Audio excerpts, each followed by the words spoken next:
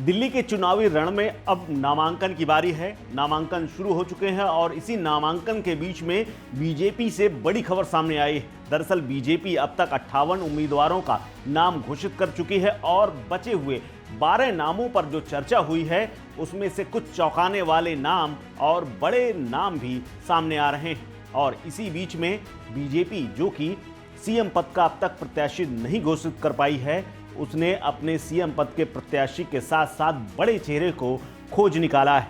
और इसी बीच में एक नाम तेजी से चर्चा में आ गया है। दरअसल बीजेपी ने प्रमुख नामों में से टीवी की कलाकार और पूर्व केंद्रीय मंत्री स्मृति ईरानी को दिल्ली के रण में उतारने का मन बना लिया है और उन्हें टिकट घोषित करने की सिर्फ औपचारिकता बाकी है। दरअसल अमेठी से स्मृति ईरानी लोकसभा चुनाव में जैसे ही हारी, उसके बाद नेपथ्य में चली गई थी। लेकिन दिल्ली चुनाव के ठीक पहले स्मृति ईरानी सामने आई। रविवार को उन्होंने बाकायदा एक प्रेस कॉन्फ्रेंस की, आधार कार्ड और रोहिंग्या और घुसपैठ के मुद्दे पर आम आदमी पार्टी को घेरा।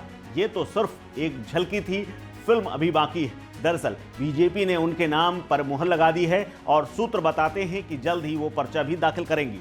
चर्चा है कि उन्हें दिल्ली कैंट या फिर ग्रेटर कैलाश से बीजेपी विधानसभा चुनाव में उतार सकती है।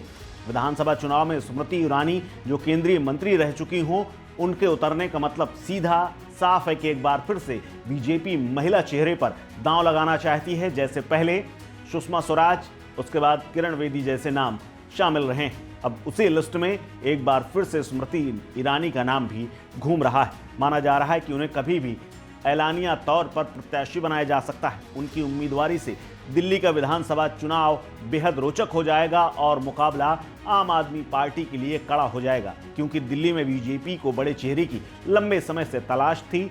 ऐसे में स्मृति ईरानी का डेब्यू यहां से नई पारी के साथ हो सकता है। स्मृति ईरानी के आने से सीएम कैंडिडेट के साथ ही महिला चेहरा भी सामने आ जाएगा। बीजेपी एक बार फिर से किरण बेदी और सुषमा स्वराज वाला इतिहास दोहराना चाहती है। किरण बेदी हालांकि सीएम नहीं बन पाई थी, हालांकि उन्होंने मजबूती के साथ चुनाव जरूर लड़ा था। दरअसल स्मृति ईरानी ने साल 2019 में अमेठी में राहुल गांधी को चुनाव हराया था और उसी इलाके में एक्टिव थी, लेकिन 2024 के लोकसभा चुनाव में उन्हें हार मिली थी।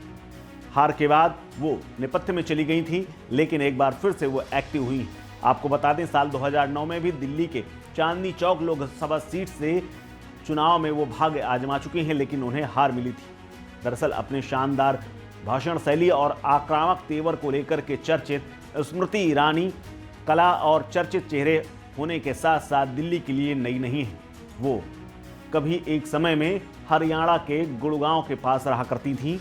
हालांकि उनके आने के बाद पार्टी में उत्साह का संचार भी होना तय माना जा रहा है। वो भाजपा के सीएम चेहरे के तौर पर भी गिनी जा रही हैं। बीजेपी ने इस बार चुनाव के सभी समीकरणों को ध्यान रखते हुए सभी आम आदमी पार्टी के बड़े नेताओं के खिलाफ बड़े बड़े चेहरों को उतारा है। इसीलिए नई दिल्ली से आम आदमी पार्टी के संयोजक, और अगर आम आदमी पार्टी जीतती है तो निश्चित तौर पर सीएम बनने वाले अरविंद केजरीवाल के खिलाफ पूर्व सांसद प्रवेश वर्मा को उतारा गया है। इसके अलावा सीएम आतिशी सिंह, जो कि कालका जी से चुनाव लड़ रही हैं, आज वो नामांकन करने जा रही हैं, उनके खिलाफ पूर्व सांसद रमेश विदुड़ी को उतारा गया है। इस सीट पर भी राजनीतिक टक्कर दमदार होने वाली है। हालांकि ईरानी को लेकर के किस सीट में उतारा जाएगा ये अभी फिलहाल फाइनल नहीं है, लेकिन सूत्र बताते हैं और माना भी जा रहा है कि बीजेपी एक बार फिर से दिल्ली के कैबिनेट मंत्री सौरभ भारद्वाज के खिलाफ मजबूत चेहरा उतारना चाहती है। ऐसे में स्मृति ईरानी उनके खिलाफ चुनाव लड़ सकती हैं। विधानसभा में चौथी बार जीतने से उन्हें रोकना चाहती हैं। साल 2004 से भारद्वाज ग्रेटर कैलाश में आम आदमी पार्टी के विधायक चुने गए थे। उसके बाद स्मृति ईरानी फिलहाल अब 48 साल की हैं और उनकी महिलाओं में अच्छी लोकप्रियता भी है। इसको ध्यान में रखते हुए माना जा रहा है कि दिल्ली के लिए उनसे बेहतर चेहरा नहीं हो सकता है।